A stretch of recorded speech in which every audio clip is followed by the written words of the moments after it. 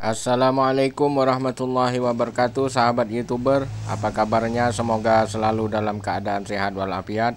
Dan teman-teman guru PAI yang sedang mengikuti PPG, Pendidikan Profesi Guru ya. Pada kali ini kita akan membahas soal uji pengetahuan PPG part 2. Mari kita bahas bersama-sama. Semoga bermanfaat. Nomor 1. Setelah masa kekhalifahan para sahabat, perkembangan Islam dilanjutkan oleh Bani Umayyah. Kebijakan pemerintahan yang sangat berpengaruh adalah pada saat Muawiyah bin Abi Sufyan memerintah sebagai khalifah pertama.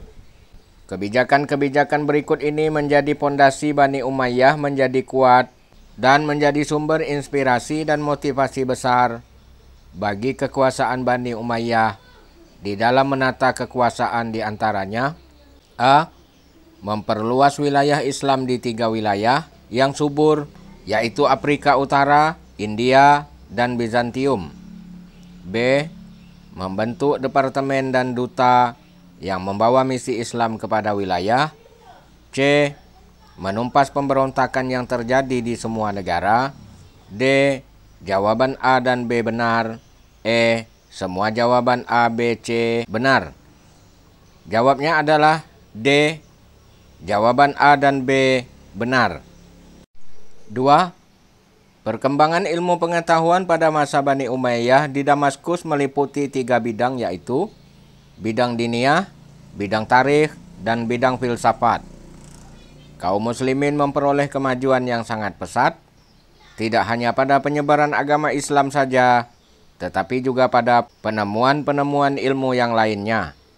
Di bawah ini adalah keilmuan bidang diniyah yang berkembang pada zaman tersebut adalah A. Ilmu tafsir, ilmu hadis, ilmu kalam. B. Ilmu tafsir, ilmu qiraat, ilmu tarikh. C. Ilmu hadis, ilmu nahwu, ilmu bahasa. D. Ilmu tarikh, ilmu kalam, ilmu nahwu. E. Ilmu qiraat, ilmu tarikh, ilmu kalam. Jawabnya adalah A. Ilmu tafsir, ilmu hadis, dan ilmu kalam. 3. Bani Umayyah di Andalusia adalah kekhalifahan yang berkuasa di semenanjung Liberia dalam rentang waktu antara abad ke-8 sampai abad ke-12. Hal ini terwujud karena para penguasa Islam waktu itu mempunyai keinginan kuat untuk mengembangkan dan membebaskan menjadi wilayah Islam.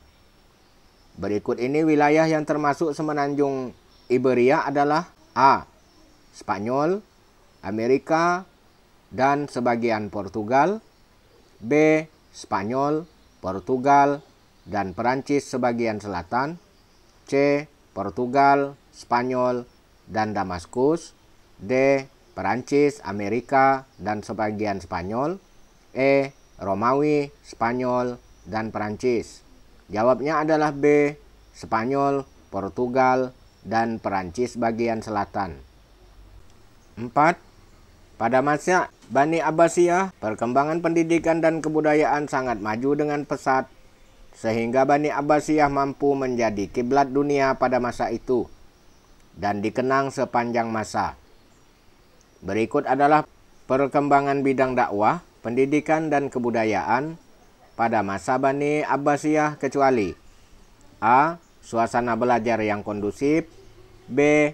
Fasilitas belajar yang disediakan pemerintah lengkap. C. Kutab-kutab, universitas-universitas yang bagus. D. Motivasi belajar masyarakat yang tinggi. E. Perluasan wilayah dan kekuasaan pemerintahan. Jawabnya adalah E. Perluasan wilayah dan kekuasaan pemerintahan. 5. Proses pengembangan peradaban yang dibangun Bani Abbasiyah begitu cepat membawa perubahan besar bagi perkembangan peradaban ilmu pengetahuan selanjutnya. Bani Abbasiyah eksis selama 505 tahun dalam pemerintahan dan diperintah oleh 37 khalifah dengan mampu menciptakan peradaban yang menjadi kiblat dunia pada saat itu. Peradaban yang dikenang sepanjang masa, salah satu khalifah Bani Abbasiyah yang terkenal adalah Al-Ma'mun. Berikut beberapa kebijakan politik pendidikan yang ditetapkan Khalifah Al-Ma'mun kecuali: A. Mendirikan Kutab. B. Pendirian Universitas Nizamul Haq. C. Mendirikan perpustakaan Baitul Hikmah. D. Penterjemahan buku-buku yang berisi tentang ilmu pengetahuan dari bahasa Yunani, Persia, dan India ke dalam bahasa Arab. E.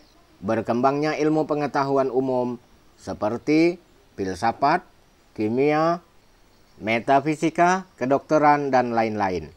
Jawabnya adalah B. Pendirian Universitas Nizamul Haq. 6. Pada masa Bani Abbasiyah, proses pengembangan peradaban yang dibangun begitu cepat membawa perubahan besar bagi perkembangan peradaban ilmu pengetahuan selanjutnya. Bani Abbasiyah eksis selama 505 tahun dan diperintah oleh 37 khalifah dengan kemampuan menciptakan peradaban yang menjadi kiblat dunia pada saat itu. Peradaban yang dikenang sepanjang zaman.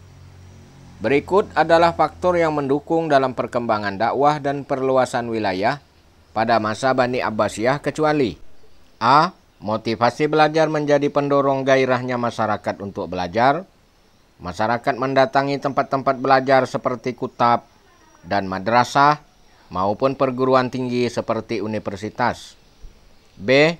Khalifah Harun ar-Rasyid terkenal sebagai khalifah yang sangat cinta pada ilmu pengetahuan, baik belajar maupun dalam hal membangun fasilitas belajar seperti sekolah, perpustakaan, menyediakan guru, dan membentuk gerakan terjemahan. C. Masyarakat Bani Abbasiyah saat itu merupakan kaum pemalas yang hanya membanggakan sejarah. Abu Abbas As-Saffah sebagai pendiri Bani Abbasiyah memiliki masa kepemimpinan yang mampu menciptakan suasana dan kondisi Abbasiyah yang steril dari keturunan Bani Umayyah sebagai lawan politik yang baru dikalahkan dan dikuasainya. E. Ekspansi kekuasaan yang merujuk pada pemerintahan. Sistem dinasti membuat Bani Abbasiyah kuat dan bertahan dalam peperangan perluasan wilayah. Jawabnya adalah C. Masyarakat Bani Abbasiyah saat itu merupakan kaum pemalas yang hanya membanggakan sejarah. Ini adalah jawaban yang kecuali. 7. Berdasarkan teori Arab dari Buya Hamka yang tertulis dalam Historiografi Indonesia, bahwa Islam masuk ke Indonesia sejak abad pertama Hijriah atau abad ke-7 Masehi melalui dua jalur, yaitu A. Jalur utara dengan rute Arab, Mekah dan Madinah, Damaskus, Baghdad, Gujarat, pantai barat India, Sri Lanka, Indonesia. 2. Jalur selatan dengan rute Arab, yaitu Mekah dan Madinah, Yaman, Gujarat, yaitu pantai barat India, Sri Lanka, Indonesia. B. 1. Jalur selatan dengan rute Arab, Mekah dan Madinah, Yaman, Gujarat, pantai barat India, Malaysia, Indonesia.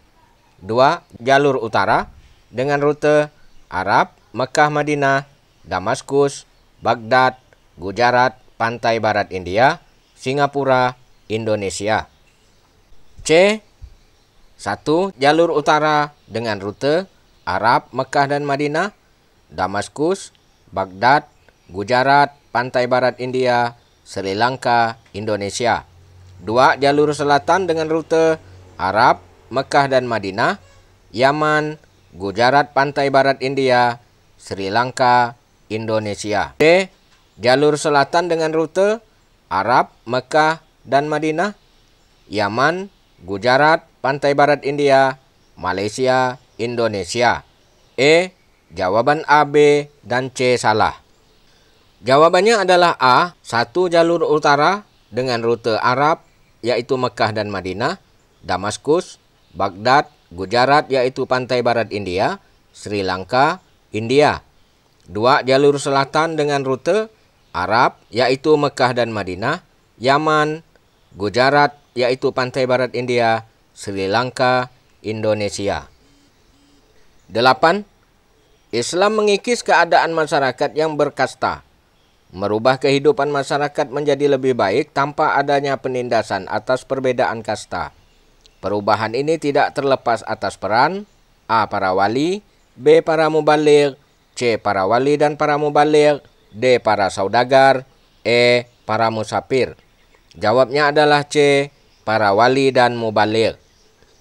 9. Masyarakat Indonesia dahulu memeluk kepercayaan animisme berupa pemujaan roh nenek moyang yang disebut hyang atau dahyang, yang diwujudkan dalam bentuk arca atau gambar. Strategi yang dilakukan para wali agar dengan sukarela memeluk agama Islam dengan cara A. Pengajian akbar, B. Pementasan wayang, C. Sopan santun, D. Memberi contoh yang baik, E. Sunan Kalijaga. Jawabnya adalah B. Pementasan wayang. Nomor 10. Para wali atau wali songo dalam menyampaikan dakwahnya dengan bermacam-macam strategi, termasuk menggunakan media dakwah wayang kulit, adalah Sunan, A. Sunan Kudus, B. Sunan Ampel, C. Sunan Derajat, D. Sunan Bonang, E. Sunan Kalijaga. Jawabnya adalah E. Sunan Kalijaga. Nomor 11. Sejarah masuknya Islam di Afrika mengalami berbagai proses perkembangan. Di antaranya Islam merupakan agama yang diawasi secara ketat oleh penguasa. Di antara pernyataan berikut membuktikan pernyataan tersebut, kecuali A. Pemerintah Hindia Belanda secara tegas melarang aktivitas Islam di tempat umum, meski ibadah pribadi diperbolehkan. B. Tak ada komunitas muslim yang diizinkan untuk melakukan perkumpulan. C. Para ulama tidak bisa berdakwah secara leluasa. D. Komunitas Islam dengan mudah dapat dirikan masjid. E. Adanya pembatasan aturan tentang dakwah. Jawabnya adalah D. Komunitas Islam dengan mudah dapat mendirikan masjid. 12. Kendala perkembangan Islam di Amerika diantaranya berhubungan erat dengan peranan Amerika sebagai polisi dunia yang mengundang rasa bermusuhan dengan negara-negara muslim. Bagi kelompok radikal garis keras, peranan Amerika dalam pentas politik dunia sebagai polisi merupakan landasan objektif untuk menyatakan perang dalam bentuk teror. Fakta konkret yang mendukung pernyataan di atas adalah A. Ajaran Islam dengan sendirinya cukup subur, berisi perintah-perintah untuk memerintahkan agama Allah dari serangan dan anjuran untuk berjihad di jalannya. B. Amerika adalah negara maju dengan berbagai ras di dalamnya, sehingga Islam menjadi salah satu agama di negara tersebut. C. Populasi penduduk muslim di Amerika Serikat telah meningkat dalam 100 tahun terakhir, di mana sebagian besar pertumbuhan ini didorong oleh adanya imigran. D. Adanya migrasi muslim besar-besaran yang dibatasi oleh pemerintah Amerika. E. Amerika bersekutu dengan Israel untuk menaklukkan Islam. Jawabnya adalah A. Ajaran Islam dengan sendirinya cukup subur, berisi perintah-perintah untuk mempertahankan agama Allah dari serangan dan anjuran untuk berjihad di jalannya. 13. Islam telah lama masuk ke benua Eropa. Pada puncak kejayaannya yaitu ketika Islam berpusat di Spanyol. Namun, pada masa perkembangan selanjutnya, realitas menunjukkan kondisi yang berbeda. Islam menjadi tersingkirkan dari tanah Eropa dan menjadi masyarakat minoritas. Sejarah Islam sebagai minoritas di Eropa Barat dimulai sekitar abad ke A16, B18, C19, D20, E21. Jawabnya adalah C, abad ke-19. 14. Islam telah menjadi bagian dari kehidupan warga di Australia. Di Islamic Museum Australia yang berada di Anderson, Road, Thornbury, Victoria, dijelaskan secara detail tentang sejarah masuknya Islam di Australia. Islam di Australia pertama kali dibawa oleh A. Pelaut Makassar, B. Pedagang India, C. Imigran dari Afrika, D. Pedagang dari Cina, E. Pelaut Pakistan. Jawabnya adalah A. Pelaut Makassar. 15. Salah satu sikap saling memaafkan, menjalin silaturahmi, merupakan salah satu sikap yang mencerminkan akhlak al-karimah. Hakikat akhlak al-karimah menurut Ibnu Miskawih adalah A. Kondisi jiwa yang mendorong tindakan-tindakan tanpa perlu berpikir dan pertimbangan lagi. B. Gambaran jiwa yang mendorong dilakukannya perbuatan-perbuatan dengan mudah, lagi gampang, tanpa berpikir panjang. C. Kehendak yang dibiasakan, bukan perbuatan yang tidak ada kehendaknya, seperti bernapas, denyut jantung, kedipan mata, dan lain-lain. D. Dorongan manusia untuk menolak yang tidak disenangi dan mendapatkan kenikmatan yang bersifat abstrak dan batin. E. Kekuatan yang ada dalam diri manusia yang mendorong perbuatan-perbuatan untuk memperoleh kenikmatan-kenikmatan yang bersifat zahir. Jawabnya adalah A. Kondisi jiwa yang mendorong tindakan-tindakan tanpa perlu berpikir dan pertimbangan lagi. 16. Cerdas dan lurus jalan pikirannya dalam mengistimbatkan atau mengambil kesimpulan. Ia bisa mengambil yang terbaik dan paling bermanfaat dalam berbagai urusan sesulit apapun dan segawat apapun. Merupakan seseorang yang memiliki hikmah menjadi A. Sikabah ar-ra'yi, B. Sawab az-zam, C. Husnut tadbir, D. Jaudat az-zin, E. Kibrun nafas. Jawabnya adalah C. Husnut tadbir. 17. Quwwah al-ghadab merupakan dorongan manusia untuk menolak yang tidak disenangi dan mendapatkan kenikmatan yang bersifat abstrak dan batin. Dorongan tersebut dapat menumbuhkan sifat saja'ah. Salah satu turunan sifat saja'ah adalah an-najdah, yaitu A. Berani mengambil sikap moderat untuk mengambil atau menerima keputusan penting dalam berbagai masalah yang menyangkut kemaslahatan yang besar dan urusan-urusan yang mulia. B. Berani dalam membantu atau menolong siapapun, apalagi menolong hal yang benar, baginya merupakan jihad. C. Menjadikan dirinya sebagai ahli dalam hal kemuliaan dengan penuh kerendahan hati dan menghindari perbedaan pada urusan-urusan yang sedikit manfaatnya. D. Berani bertanggung jawab menahan diri dalam menjalankan tugas, meski dirasa sangat berat. E. Dapat menahan emosi yang biasanya meledak-ledak, tidak terpancing dalam keadaan apapun, dan marah. Jawabannya adalah B. Berani dalam membantu atau menolong siapapun, apalagi menolong hal yang benar, baginya merupakan jihad. 18. Pak Mukhlis adalah pemilik perusahaan yang bergerak di bidang properti.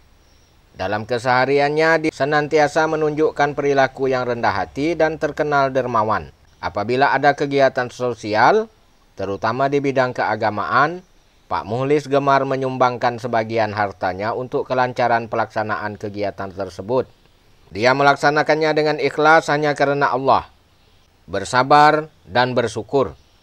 Dari penjelasan tersebut, dapat disimpulkan bahwa perbuatan Pak Mukhlis sebagai implementasi dari A. Istiqomah, B. Tawakal, C. Amal soleh, D. Ikhlas, E. Khauf. Jawabnya adalah C. Amal soleh. 19. Pak Amir melakukan amal perbuatannya atas dasar keyakinan dan semata-mata ibadah mengharap ridho Allah Subhanahu wa Ta'ala. Karena dia meyakini bahwa semua amal perbuatan manusia yang beriman harus bernilai ibadah dan menjadi amal soleh. Amal yang hanya dipersembahkan kepada Allah Subhanahu wa Ta'ala. Dan ridho, penilaiannya diserahkan sepenuhnya hanya kepadanya. Dari uraian tersebut, dapat disimpulkan bahwa amal soleh dapat dijadikan sebagai A. Pondasi iman kepada Allah Subhanahu wa Ta'ala. B. Bukti kecintaan kepada Allah Subhanahu wa Ta'ala. C. Rasa syukur atas segala nikmat. D. Sarana untuk memperbanyak pahala. E. Eksistensi diri dalam kehidupan sosial. Jawabnya adalah A. Pondasi iman kepada Allah Subhanahu wa Ta'ala. 20.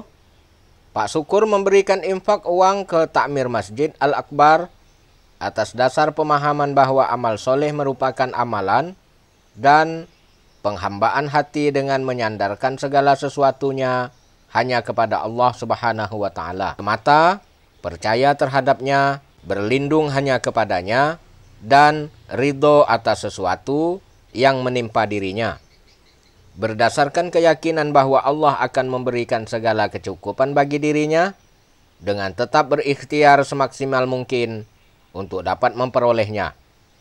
Pemahaman Pak Syukur tersebut merupakan bentuk A. Syukur kepada Allah Subhanahu wa Ta'ala. B. Sabar kepada Allah Subhanahu wa Ta'ala. C. Tawakal kepada Allah Subhanahu wa Ta'ala. D. Tawaduk dalam beramal soleh. E. Ikhlas dalam beramal soleh. Jawabnya adalah C. Tawakal kepada Allah Subhanahu wa Ta'ala. Demikian soal uji pengetahuan PPG untuk guru PAI part 2 ini. Semoga bermanfaat. Assalamualaikum warahmatullahi wabarakatuh. Selamat pagi.